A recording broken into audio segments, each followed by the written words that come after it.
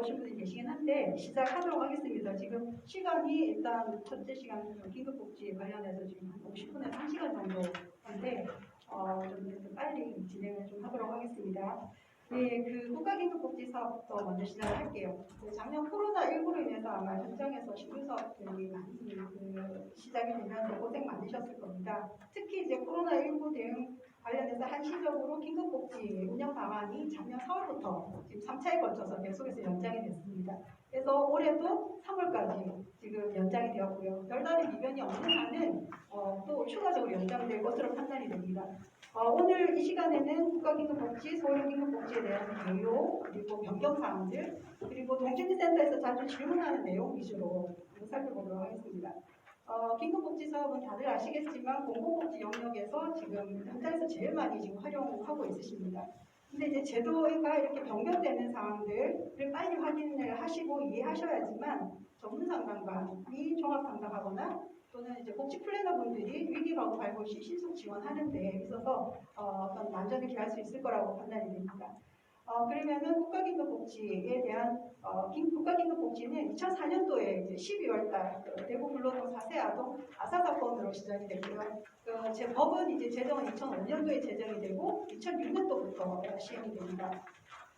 그리고 이 긴급복지가 시행이 이렇게 십수년 동안 진행이 됐는데도 불구하고 최근까지도 안타까운 사례들이 지금 사회 곳곳에서 발생을 하고 있고요. 그럴 때마다 긴급복지가 제대로 작동을 했는지 여부가 항상 화두가 되고 있죠. 그래서 항상 긴장하지 않을 수가 없는 지금 상황입니다.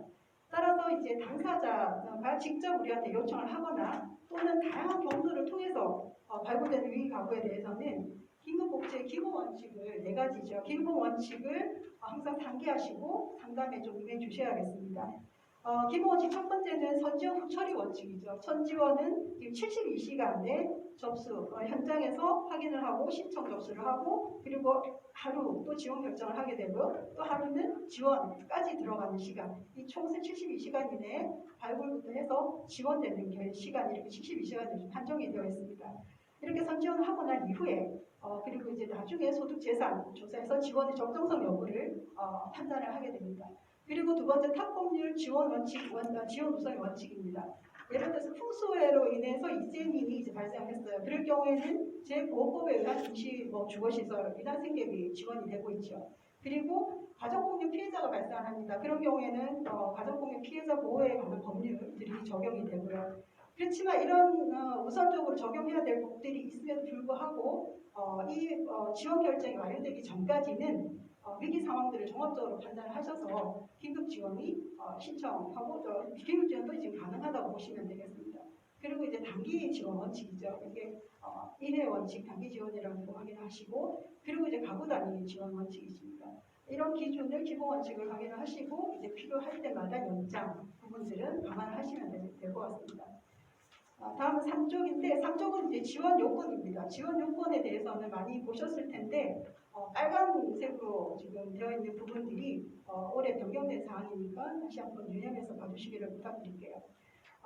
지원 요건에서 이제 그 3가지를 충족을 해야 되죠. 위기 상황이 발생을 해야 되고 그리고 소득 재산 기준을 충족을 해야 합니다. 위기 상황이라고 하면 해당하는 내용들이 지금 담겨져 있는 것들이 긴급복지지원법 2조, 그렇죠? 그리고 마포구 긴급복지 지원에 관한 조례가 있고요. 그리고 보건복지부 장관이 고시하는 경우 이 3가지에 지금 아주 세밀하게 지금 담겨져 있습니다. 이 항목들은 구체적으로 확인을 좀 해주셔야 되고요. 빨간색 부분 아까 말씀드렸듯이 좀 더 이제 신설된 내용으로 보시면 됩니다. 첫 번째 볼까요? 첫 번째 이제 주소득자의 사망, 가출, 행방불명, 구급시설 수용 등의 사유로 소득을 상실한 경우 이거는 주소득자뿐만이 아니고 부소득자의 경우에도 적용을 하게 되고요. 근데 단 조건이 부소득자의 경우에는 그 실직전 소득이 가구 구성원 수에 따른 긴급지원 생계 지원 금액 이상이어야 된다는 거 지침에 담겨졌으니까 확인을 해주시면 되고 그리고 6번 같은 경우에 또 지금 이제 신설이 됐죠. 주소득자 또는 부소득자의 휴업 폐업 또는 사업장 화재 등으로 인해서 실질적인 영업이 곤란하게 된 경우는 2가지 사안을 조건을 충족해야 됩니다. 그 1년 이상 영업을 지속한 후에 흡폐업을 하셔야 되고 그리고 흡폐업 신고일이 12개월 이내여야 된다는 거 이 조건을 충족을 해주셔야 되는데 이게 변경된 거는 기존에는 나중에 한번 있지만 기존에는 이 흡혈이 간이 과세자여야 된다거나 또는 480만 원 이하의 소득이 있어야 되는 그런 조건이 충족이 돼야 되는데 그런 것들이 다 폐지가 됐다는 거 확인해 주시면 돼요. 그리고 다음은 7번인데 7번은 지금 병행사항은 없죠. 병행사항은 없어요. 주소득자 또는 부소득의 실직으로 소득을 상실한 경우인데 여기도 지금 밑에 정부를 지켜있는 세 가지 조건을 다 충족을 해야 됩니다. 실직 상태로 생활이 계속 어려워야 되고 그리고 실직한 날이 1개월 경과를 해야 되고 그리고 12개월 이내여야 되고 실직 전 3개월 이상 근로를 해야 되는 경우 그리고 60시간 이상 1개월간 60시간 이상은 근로활동을 해야 된다는 거. 인데 여기서 지금 한시적으로 우리가 3월달까지 연기가 됐고 3월달까지 폐지가 되는 게 실직한 날이 1개월 경과 부분 이 부분이 지금 폐지가 됐죠. 그래서 1개월 경과는 충족 요건이 아니기 때문에 이 부분도 지금 연장된 기간 내에서는 폐지가 됐다는 걸 다시 한번 확인해 주시고 법은 바뀐 건 없어요. 확인하시고 그리고 이제 8번에 보건복지부령을 정하는 기준에 따른 지방자치단체 조례를 정한 사유 이건 또 구체적으로 지금 나와 있고요. 그 다음에 9번도 살펴볼 텐데 이거는 이제 그 보건복지부 장관이 정하에 고시하는 사유가 발생한 경우입니다. 다음 페이지 보시게 되면 아까 말씀드린 대로 8번의 마포구 긴급복지 지원에 관한 조례가 2016년도에 개정이 됐고 제일 많이 활용하는 게 7번, 8번, 아마 10번일 거예요. 7번, 8번은 지금 관광하기가 쉬울 텐데 이게 이제 국민기초생활보장법에 따라서 이제 급여가 중지가 됐다거나 또는 부적합 통보를 받은 분들은 우리 생활보장과에서 공문으로 내려오잖아요. 그런 경우에는 누군가가 총괄로 접수를 하실 텐데 그분이 일단 확인을 하셔서 이 전문 상담관이나 구역별로 전문 상담관이나 아니면 복지 플래너분들이 있으실 거예요. 그분들하고 이 구역을 이 구역 대상자에 대한 구역들을 나눈 대상자를 분류를 하시고 3개월 이내에 이분들이 다시 그 국가기능 지원 대상자의 권리적으로 판단을 하시고 신청을 해주시는 그 위기사회 요건을 많이 활용을 하고 계시니까 이 부분도 적극적으로 좀 참고해 주시면 될 것 같습니다. 그리고 이제 국민건강보험료 6개월 이상 체납 부분도 지금 많이 사유로서 많이 올라오고 있습니다. 그 다음은 이제 보건복지부 장관이 정하에 고시하는 경우죠. 여기도 빨간 부분, 칠한 부분들은 이제 신설된 조항이라고 보시면 되고요. 과거에는 주소득자가 이용한 때로만 돼 있었습니다. 근데 이제 좀 더 세부적으로 저기 떨어져서 앉으시기를 부탁드릴게요. 그럼요? 예, 알겠습니다. 죄송합니다. 예. 주소득자와 이혼한 때로 되어 있는데 지금 신설된 거는 좀 더 세부적으로 지금 적용되어 있는 내용은 이혼한 날로부터 12개월 이내여야 되고 이혼은 아니지만 이혼 사유로 간주하는 경우에는 그 이혼 소송 이거는 이제 개월은 상관없습니다. 계속해서 이혼 소송으로 지금 그 해당하는 증빙 자료를 구비했을 경우에는 이혼한 때로 위기 사유를 정해서 지원 신청을 할 수가 있습니다. 그리고 이제 단전한 경우였는데 지금은 단전한 경우뿐만이 아니고 전류제한기 부설도 포함해서 이 경우도 위기사유로 인정을 하게 되고요. 3번에 이제 교정시설에서 출소한 자가 생계가 곤란한 경우 이 과거에도 있었지만 좀 더 세분화돼서 나오죠. 부분 1개월 이상으로서 긴급지원 신청일 기준 6개월 이내 출산한 경우로 가족이 없거나 관계가 단절된 경우까지 다 똑같아요. 그죠? 또는 가족이 미성년자인 자녀도 똑같아요. 근데 바로해서 지금 20세 이하의 중고등학교, 대학생까지 포함한다. 내용 포함이 되어 있고 61세 이상인 자, 가족을 구성하는 여기 다 해당이 돼야 되죠. 65세 이상인 자나 장애인 정도가 심한 장애인으로만 구성이 되어 있고 과거에는 1, 3급이었는데 지금 1, 3급이 없어지기 때문에 정도가 심한 장애인으로 다시 표기가 되어 있습니다. 그리고 4번 같은 경우에 노숙을 한 경우인데 이거는 우리 지침상에 그냥 노숙인 센터에서 의뢰한 경우로만 지금 판단을 하고 계신데 그 경우뿐만이 아니고 이거는 만약에 우리가 이제 노숙인 시설이 우리 자치구에 없기 때문에 없는 경우에는 시군구청장이나 시군구청장이 신청을 할 수 있어요. 그래서 동주민센터에서 노숙자가 발견이 되거나 그래서 이분들을 긴급 지원을 통해서 생계비, 의료비, 주거비 이런 것들을 신청을 할 수가 있으니까 4번도 좀 확대해서 적용을 해주시면 될 것 같습니다.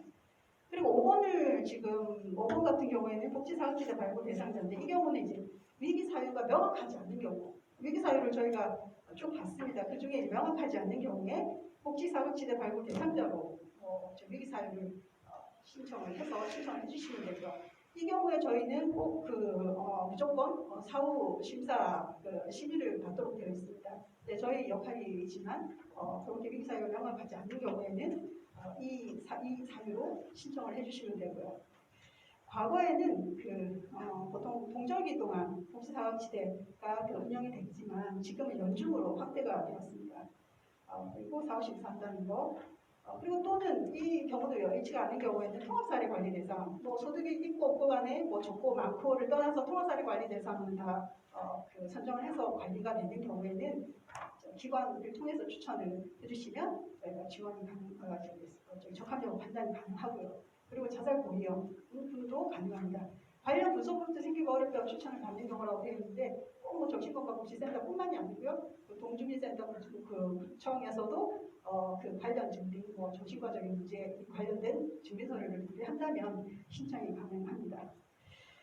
그리고 자살 고위험군인 경우에는 자살한 자 유족이라든지 그죠? 그런 그의 가족이 이제 자살 고위험인 경우에도 신청이 가능하신다는 거 아까 말씀드렸고, 그리고 요거는 이제 책자 보시면 32페이지에 조금 당구장 표시로 구체화되어 있으니까 확인을 좀 해주시고요.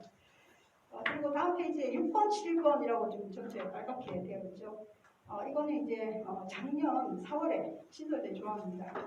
코로나19로 인한 무급휴직, 그리고 특보 프리랜서의 소득 감소 내용입니다. 이 세 가지, 이 6번 같은 경우에도 점 땡땡으로 있는 세 가지를 모두 충족을 해야 되고, 7번 같은 경우에도 이런 부분에 대해서 상담을 해주셔야 되는데, 7번 같은 경우에는 특보 프리랜서 주소득자, 부소득자의 소득이 코로나19로 인해 급격히 감소한 경우이죠. 이런 경우는 좀 아마 상담 건수가 많이 있을 걸로 생각이 되는데, 이 감소한 경우는 증빙하는 것들이 지원 요청일 전월의 소득, 매출 소득이 코로나19로 인해서 2000년도 1월달이나 19년도 동월 또는 2020년도에 동월에 비해서 25% 이상 감소를 해야 된다는 그 증빙이 필요하고요. 그러니까 부소득자는 마찬가지로 가구 구성원 수에 따라 긴급복지 생계급여 이상인 경우 이전 소득이 그런 경우에 일단 부소득자까지도 가능한데 관련 서류들, 관련 이제 증빙 서류들은 좀 세부적으로 맞는데 이것들은 이제 지침 쪽에 33쪽하고 35쪽에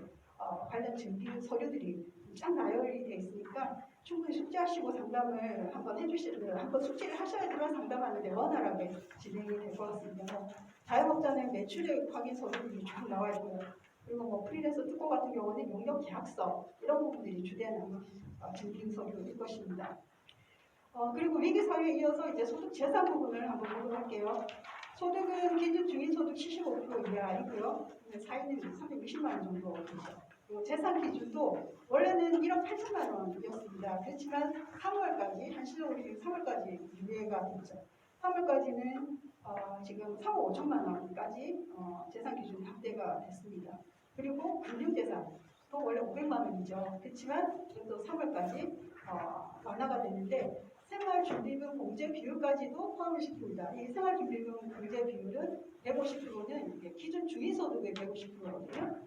그렇게 보면 이제 여기 한 4인 가구 생활준비금까지 합치면 500만 원 합치면 한 1,200만 원까지 1,200만 원까지는 금융재산의 그 이하로 또 신청이 가능한 경우입니다. 나중에 한번 다시 보도록 할게요. 그리고 이제 우리가 소득조사, 금융재산 이런 것들을 한번 상담을 하시면서 또 간과할 수 있는 게 소득 부분에서도 공제되는 것들이 있습니다. 이게 체크되어 있는 부분에 소득공제 부분에서 의료비는 3개월 이상 지속적으로 지출되는 의료비, 그리고 주거비, 월세, 교육비, 사회보험료, 그리고 금융부채로 인해서 매월 원금 및 이자 등이 지출되는 것들도 그 지침 80페이지와 81페이지를 통해서 한번 보시고, 물론 이것들을 공제를 꼭 할 만큼의 대상자분들이 넘는 분들은 거의 없으실 수도 있어요. 그렇지만 좀 더 세밀하게 상담을 하기 위해서는 이 소득이 4인가구 360이 넘는다고 해서 그 자리에서 소득 부분에서 안 된다 이렇게 이야기하는 것보다는 다시 한번 소득 공제 부분들을 다시 한번 확인하면서 좀 어려움을 파악하는 그런 용도로 좀 사용을 해주시면 되겠습니다. 그리고 금융재산에서도 제외되는 게 있죠. 청약, 보험 이런 것들은 금융재산에서 제외가 되고 이런 것들이 일반 재산으로 산정이 된다는 거 아마 아시고 계실 것 같습니다. 그리고 이제 긴급복지 지원 보호 절차에 대해서 다 아시겠지만 다시 한번 간략하게 말씀을 드릴게요. 위기가구를 인지하게 되면은 긴급복지지원법 7조 2항에 의해서 시군구청장 동에 신고를 하죠. 신고를 하고 신고를 하는데 여기 이 7조 2항에는 지금 신고 의무자가 명시가 되어 있습니다. 명시가 되어 있고 교육도 1년에 한 번은 꼭 해야 된다는 게 의무상으로 명시가 되어 있는데 지금 총 망라되어 있습니다. 의료기관, 교사, 사육지시설 종사자, 공무원, 학습교습소 직원 이렇게 총 망라되어 있고요. 그리고 긴급복지지원법의 시행규칙 2조 2에 보면 통장님, 새마을 지도자, 분야회장 이런 것들도 다 명시가 되어 있습니다. 그 신고 의무자로 지금 명시가 되어 있습니다. 그래서 연일에 의무적으로 교육을 실시하고 결과를 보고하도록 되어 있는데 모든 공무원도 지금 의무 대상이고 교육을 해야 돼요. 근데 저희가 작년까지는 좀 놓친 것 같아요. 그래서 올해 상반기에 아마 동영상 시청으로 이거는 가입이 가능하기 때문에 동주민센터에서도 자체 교육을 진행을 할 수 있도록 할 예정입니다. 이렇게 이제 신고된 건에 대해서는 동주민센터에서는 아까 말씀드린 소비상담, 현장 확인을 통해서 접수를 하고 구에서는 긴급지원 실시까지 이제 72시간 내에 선지원을 하도록 최대한 그렇게 하고 있고요. 그리고 이제 한 달 후에 이제 한 달 보통 걸리는데 그 사이에 이제 소득재산, 금융재산 이런 것들이 이제 통보가 되게 되면 적정심사를 다시 자체적으로 하게 되고 소득, 재산 이런 것들이 적정하게 되면 2회차까지, 생계비 같은 경우는 2회차까지도 시공 결정해서 저희가 지원을 하게 됩니다. 그래서 한 3개월 정도는 지원이 보통 나간다고 보시면 되고요. 그렇지만 매달 우리 당당히 당사자와 함께 전화 통화를 통해서 생활 실태를 매달 확인하는 절차를 거치고 있습니다. 그런데 이제 이렇게 아까 생계비는 3회까지 그렇게 가능하다고 말씀드렸고, 그리고 나서 이제 심의위원회라는 게 있는데 심의위원회의 대표적인 의결사항은 대표적으로 지금 6월 1일에 지금 개최를 하고 있거든요. 대표적인 것으로는 이제 선지원을 했어요. 2개월 했는데 그 통보된 내용이 부적합 대상자로 통보가 된 경우에는 환수 여부를 할지 말지에 대한 결정 부분들을 상정을 하고, 그리고 또 2차 추가 지원 연장에 대한 결정도 합니다. 생계비 같은 경우는 아까 1회 선지원하고 2회는 시군구청장에서 결정을 하고 이제 3개월 지원을 하고 난 이후에 추가 3개월이 더 필요한 경우가 있을 수도 있거든요. 그럴 경우에는 심의를 통해서 최종 결정을 하게 된다고 보시면 되고요.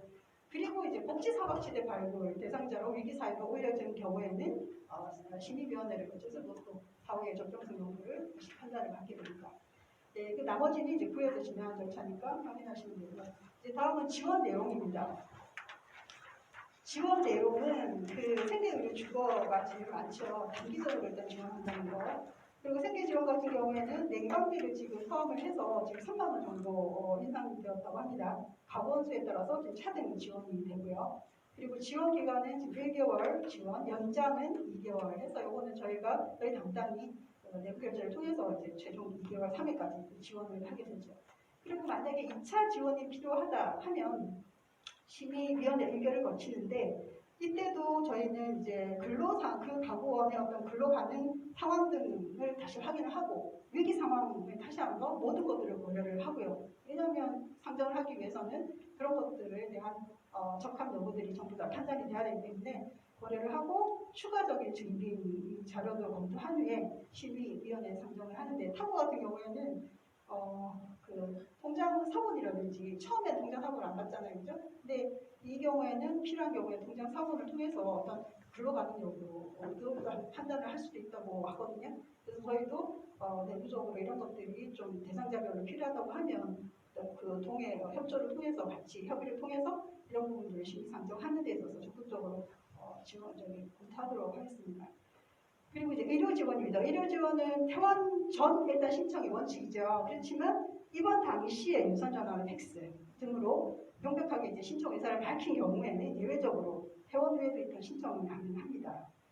그리고 의료비 지원의 경우에 지금 또 확인해야 될 사항들이 있습니다. 만성 질환이라든지 정신 질환이라든지 치과 치료의 경우는 지원이 불가합니다. 물론 예외가 조금 있긴 해요. 근데 그거는 이제 지침을 통해서 확인을 좀 해주시고, 근데 원칙적으로 만성 정신 질환, 치과 치료는 불가하다는 거. 그렇지만 이제 만성 질환의 경우는 갑자기 악화돼서 수술이나 입원을 요하는 경우가 발생을 할 수도 있죠. 그럴 경우에 진단서 상에 이런 갑작스러운 위기 사유로 갑작스럽게 악화돼서 필요하다는 사유가 일단 기재되는 진단서가 구비가 되어야 되고요. 그런 경우에는 일단은 뭐 의료비 이런 수술 또는 입원이 필요한 중한 질병에 준해서 부상 준해서 일단 신청을 받을 수가 있습니다.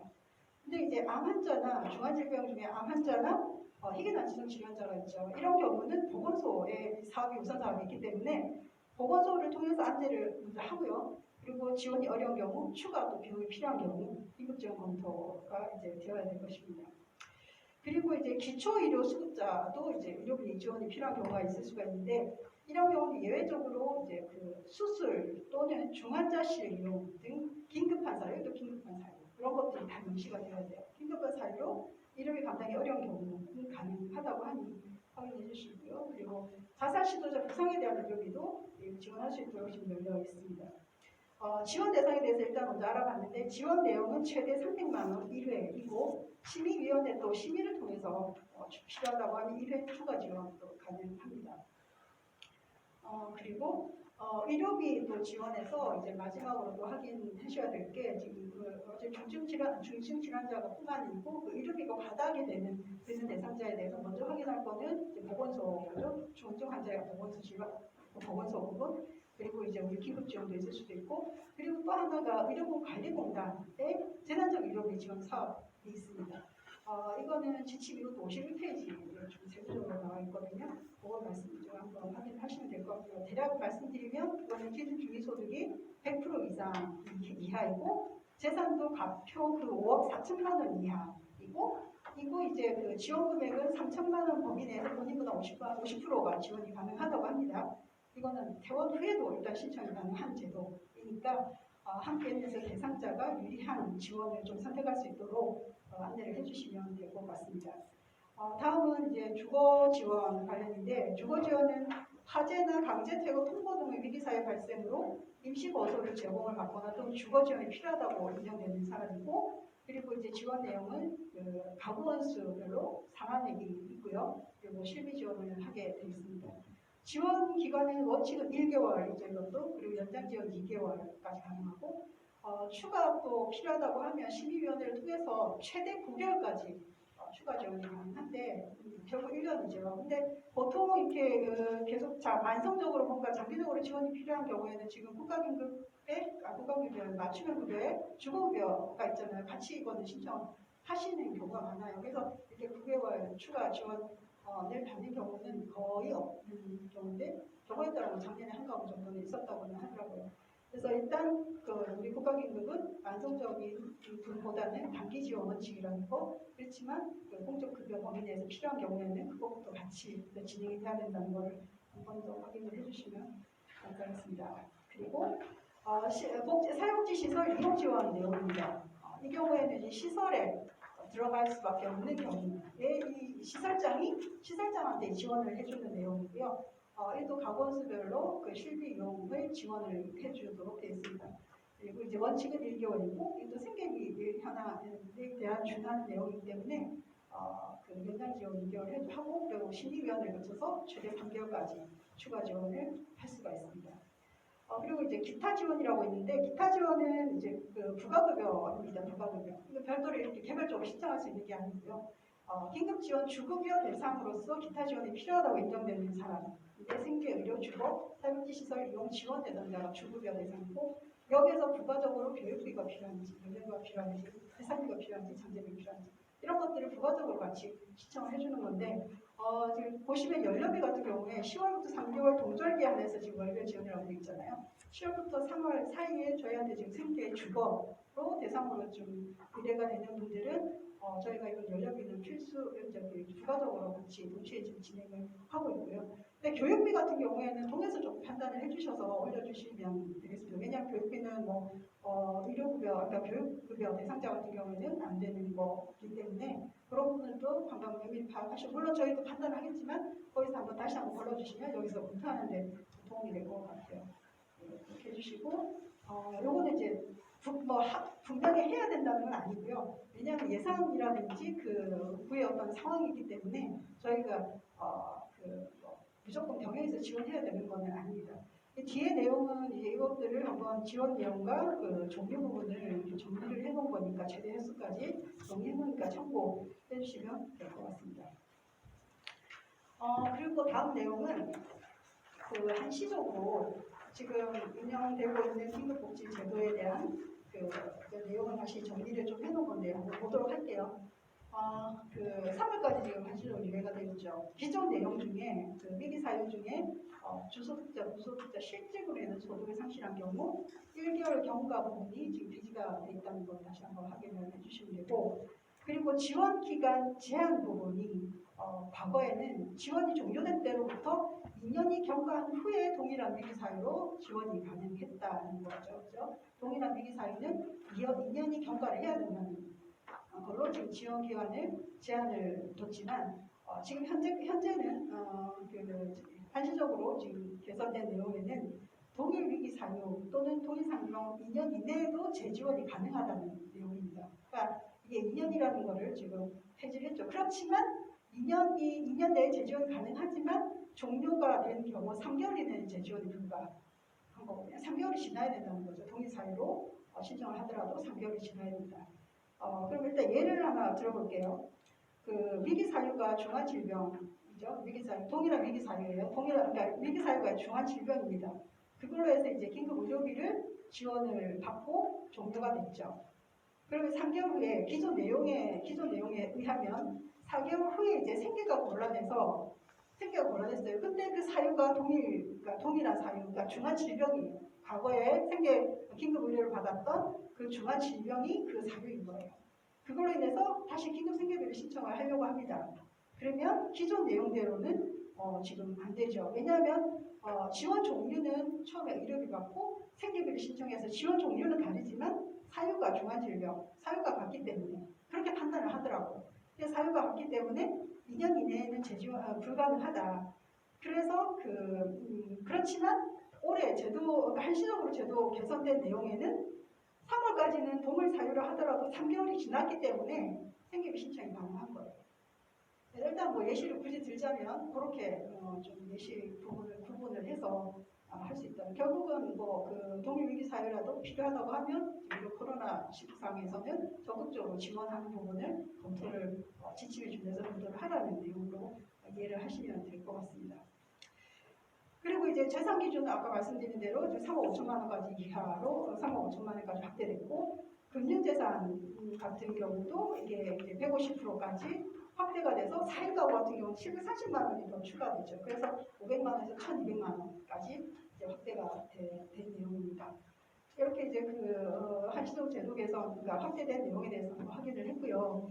근데 이제 또 연간 지원 횟수 부분이 좀 애매할 수도 있어요. 연간 지원 횟수, 아까 보시면 생계 지원의 경우에는 최대 6개월이었죠. 그죠? 1회 선지원하고 2회 1차 시군구청장이랑 지원을 하고 나머지 3개월을 심의위원회를 거쳐서 최대 또 6개월 지원을 하도록 하는 걸로 지금 이렇게 명시가 되어 있는데, 근데도 이제 동일 위기 사유로 다시 또 신청을 하는 경우에 너 어떡하냐? 근데 이 규정으로 그냥 해줄 수밖에 없어요. 그렇지만 보건복지원 단서를 이런 경우에는 되도록이면 맞춤형 급여든 다른 사회보장 제도를 연계해라는 의미거든요. 단기 지원 원칙 하에 그런 원칙을 좀 지키면서 그런 계속해서 생계비를 지원할 정도면 위기 사유라고 보기에는 좀 반성적인 어떤 어려움이기 때문에 맞춤형 급여든 자활이라든지 그런 걸 통해서 좀 자활할 수 있도록 연결을 할 수 있도록 그렇게 해주시면 되겠습니다.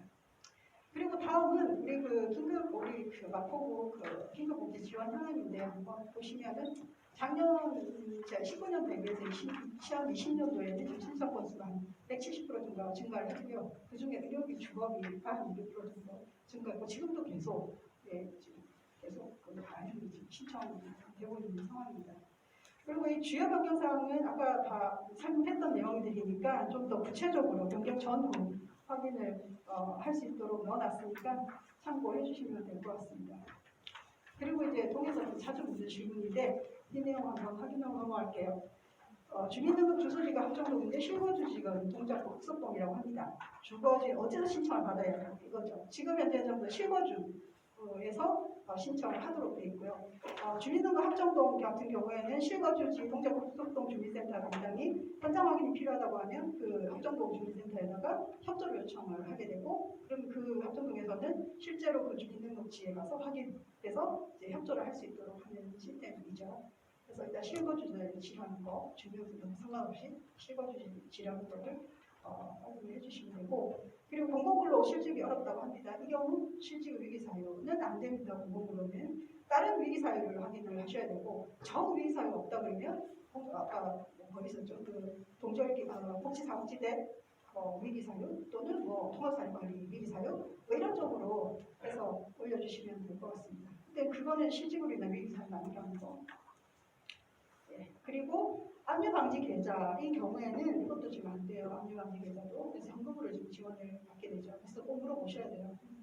이 통장이 압류방지 계좌로는 안 들어가기 때문에, 만약에 그게 들어갔다고 하면 또 거의 부채 하나 다 빠져나가버리면 또 하소연을 할 수가 있거든요.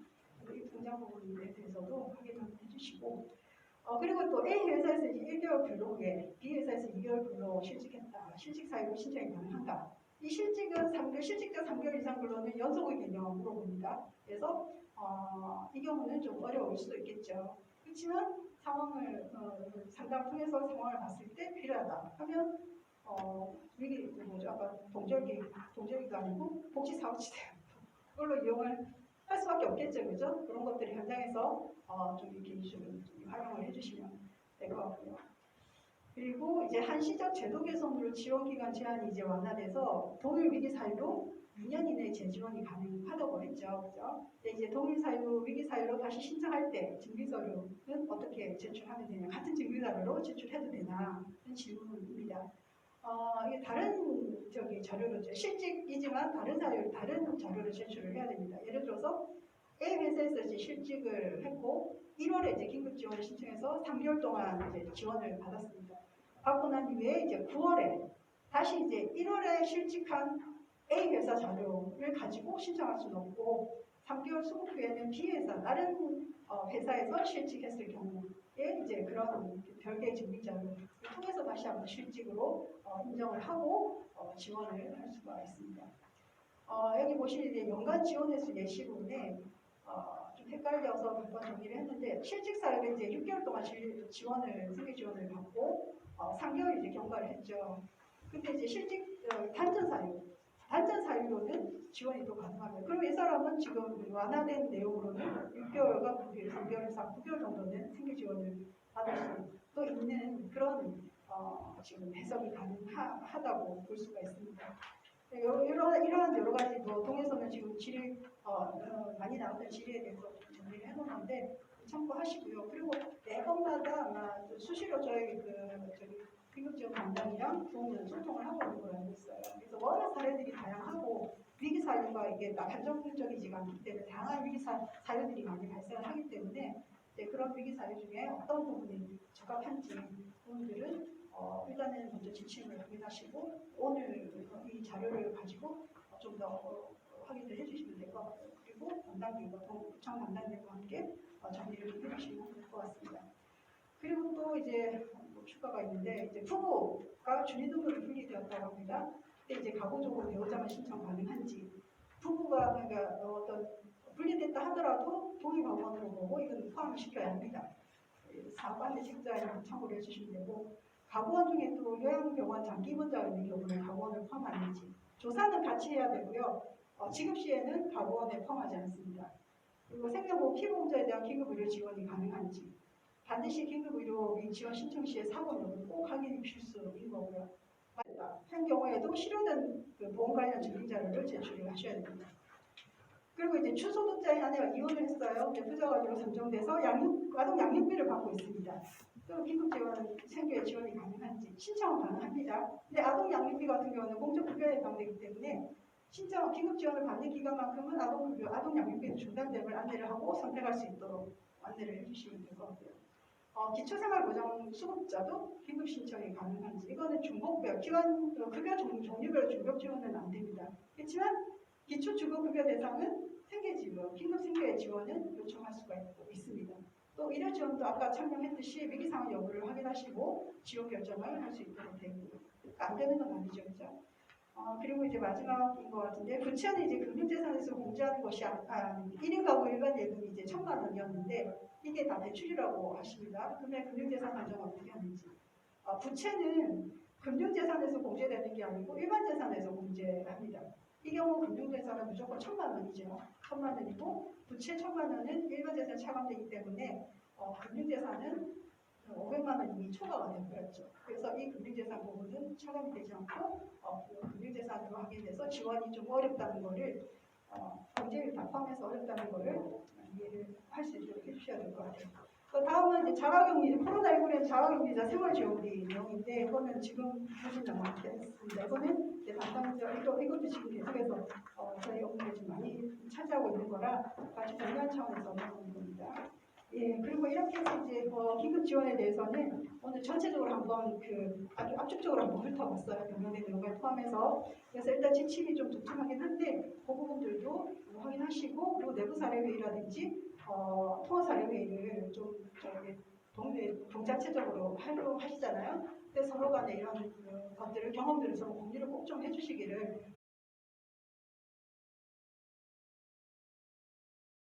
또 뭐 그렇게 심의까지 받아야 되는 사항이기 때문에 그것보다는 일단 국가기금에서 좀 어렵다고 판단이 되면 서울형으로 연결을 좀 해주시기를 부탁드릴게요.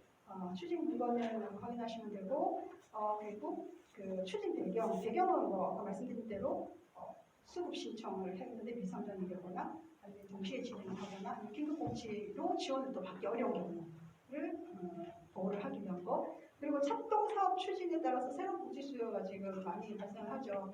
여기에 대한 대응으로 지금 서울기금이 지금 부각이 되고 있고요. 그리고 또 지금 현재 돌봄비용 지원도 지금 추가가 되었다는 거 아실 겁니다.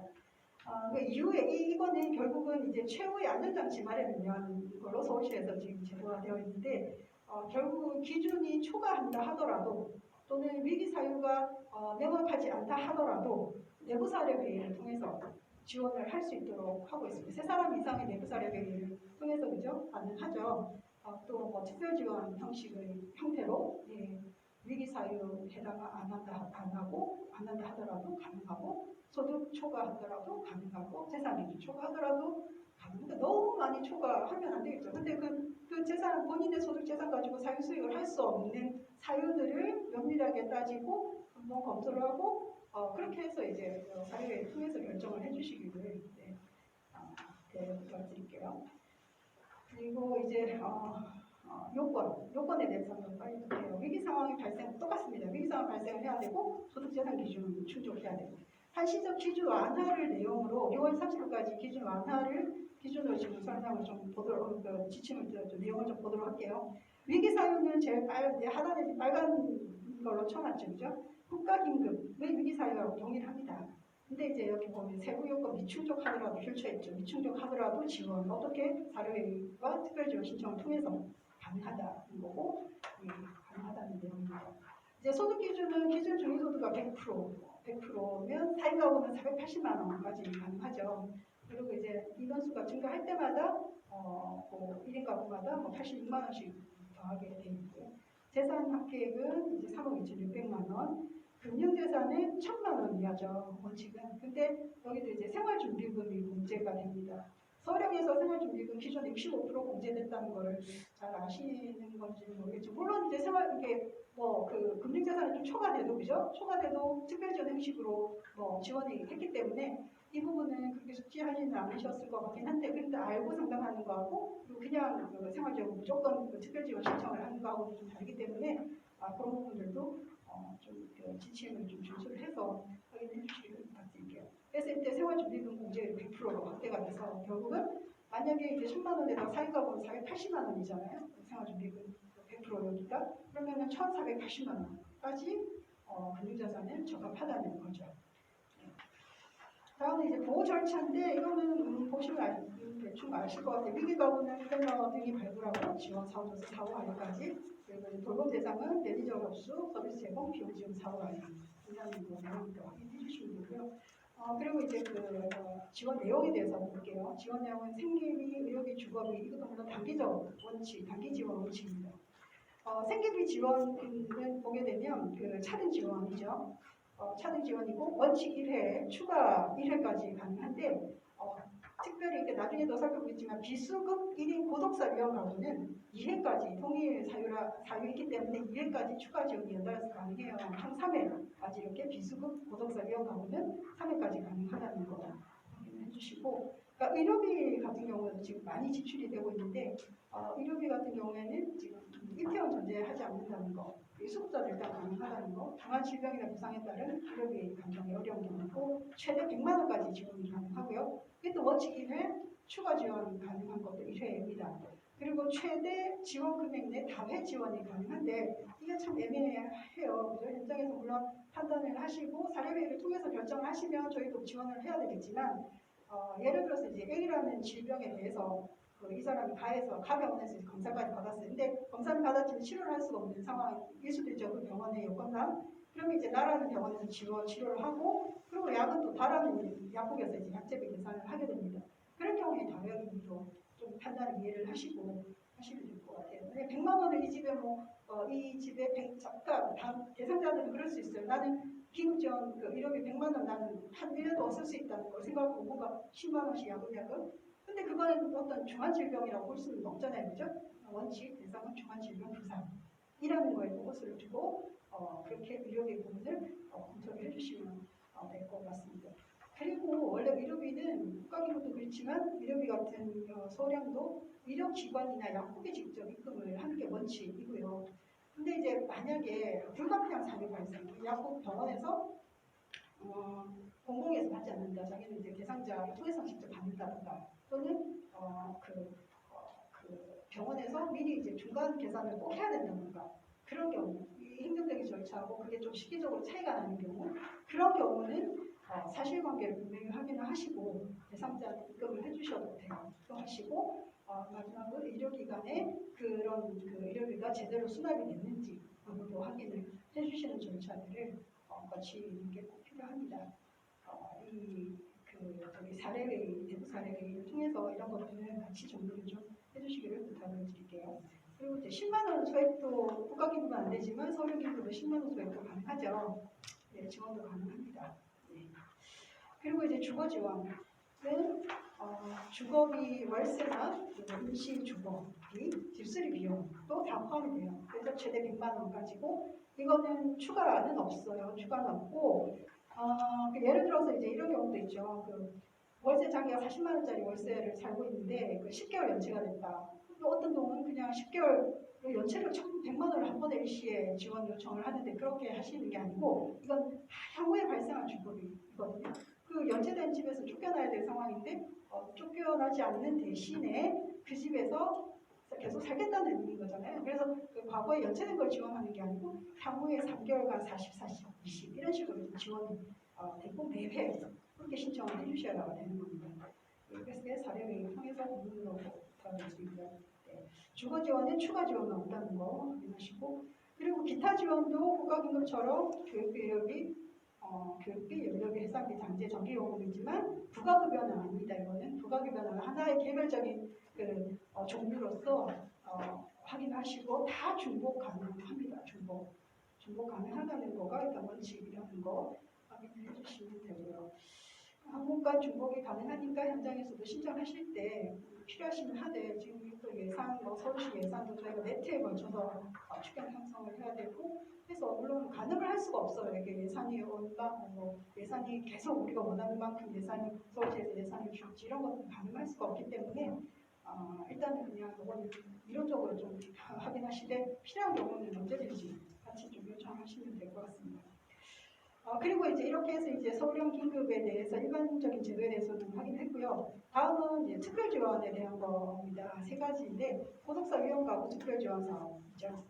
수급자, 비수급자 관련 없이 고독사 위험 가구 1인 가구는 지원이 가능한데 아까 말씀드린 대로 추가 2회가 더 가능하시려면 이거는 비수급 1인 가구인 경우에는 이어서 추가 지원이 가능하다는 거. 이제 수급자 경우에는 필요하면 1회 정도는 신청이 가능하고요. 지원이 가능합니다.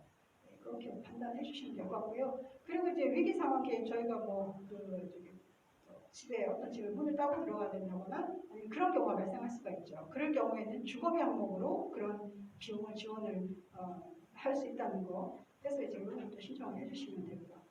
그리고 이제 폭염, 한파, 취약계층 지원인데 이것도 적극적으로 좀 활용을 해주세요. 10만 원 이내에 이런 물품들을 살 수 있도록 해주는 건데 이것도 이제 생계비하고 중복 지원이 가능합니다. 확인해 주시고 그리고 이제 돌봄 지원, 돌봄 서비스 비용 지원은 주기소득 85에서 100% 해당하는 자고 최대 이제 158만 원까지인데 이거는 돌봄 관련해서 아마 교육을 매니저가 받았을 거예요. 그렇게 해서 이제 같이 동의하시면 될 것 같고요. 세부 내용들은 돌봄 내사하고 문의하고 지침들이 내려갔을 텐데 확인해 주시면 될 것 같습니다. 그리고 이제 코로나19 관련해서 두 가지 또 사업이 추가가 됐죠. 물품 지원하는 거, 그죠? 생필품 지원인데 현금이나 현물 10만 원 상당은 1회 지원을 하는데 근데 또 재차 자가격리가 되는 경우에 사례회를 통해서 2회까지 지원이 가능하다는 것도 알아봐 주시면 되고 그리고 코로나 관련 주거비 지원인데 이거는 우리 분은 거의 없어요. 거의 없는 게 아니고 없죠. 코로나19 확진 환자 입원 병원의 근무로 인해서 주거 지원이 필요한 서울 소재 병원 근무자, 간호원이 될 수 있고 의사가 될 수도 있고 그렇죠. 네, 근데 이런 분들이 이제 임시 거주가 필요한 경우에 그 주거 서울시 소재에 오시거나 이런 데를 이용할 경우에는 주거비를 지원을 하는데 병원 관할 자치구에서 이런 지원을 합니다. 우리는 뭐 세브란스 이런 병원이 없기 때문에 그렇기 때문에 우리 구에서는 이 부분은 좀 지원이 된 적이 없는 걸로 알고 있어요. 네, 그리고 마지막으로 이제 2021년 주요 변경 사항인데 이거 정리를 해놓은 거거든요.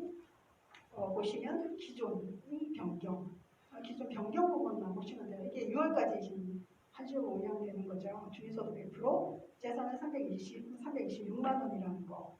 그리고 여기도 이제 동일 위기 사유인 경우에 과거에는 1년 이내 재지원을 불가했죠. 국가긴급은 2년 이내 재지원이 불가했지만 그게 풀렸고. 그래서 이제 올해 이것도 이제 국가긴급처럼 조금 변경된 게 동일한 위기 사유인 경우에도 1년 이내에 또 재지원이 가능하다. 이렇게 또 변경이 됐습니다.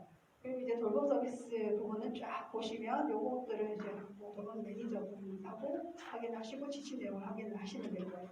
일단 동일한 위기 사유인 경우 1년 이내 재지원 가능하다는 거, 그 지원 횟수 폐지된 부분에 대해서 이거를 한번 예시를 들어보면 간단하게 들어볼게요. 2020년도에 기존 20년도에 이제 서울형 긴급 1월달에 서울형 긴급 생계비 1회를 지원을 받았는데 만약에 동일 위기 사유인 경우 1년 이내 지원 불가하잖아요. 근데 동일 위기 사유가 또 실직이에요. 그런 경우에는 2021년도 1월달에 신청할 수밖에 없죠. 근데 2021년도에 기준으로 보면 이제 1월달에 실직에서 생계비 1회를 지원을 받았습니다. 근데 이제 그 동일 위기 사유로 3개월이 지난 후에 지원이 또 가능하다는 거죠. 지원에 관해서 총 2회까지 추가까지 포함하니까 총 2회까지 가능하다는 이런 내용들이니까 이게 어떻게 보면 뭐 이런 기준들을 한번 확인하고 넘어간다는 의미이지 필요한 경우에는 또 다른 자원을 통해서 적극적으로 현장에서 확인을 해주시면 될 것 같습니다. 예, 마지막 내용은 지원 내용들을 한번 정리를 한 거고요. 이렇게 해서 확인해 주시고 이렇게 해서 이제 서울형 긴급하고 국가긴급에 대해서는 조금 내용을 변경된 내용을 좀 적극적으로 한번 설명했는데 짧은 시간이지만 전달이 잘 됐는지 모르겠어요. 그리고 일단 이거를 기준으로 지침들을 한번 다시 보시면 중요되는 내용들을 좀 더 관심 있게 지켜보실 수 있으실 것 같아요. 오늘 저기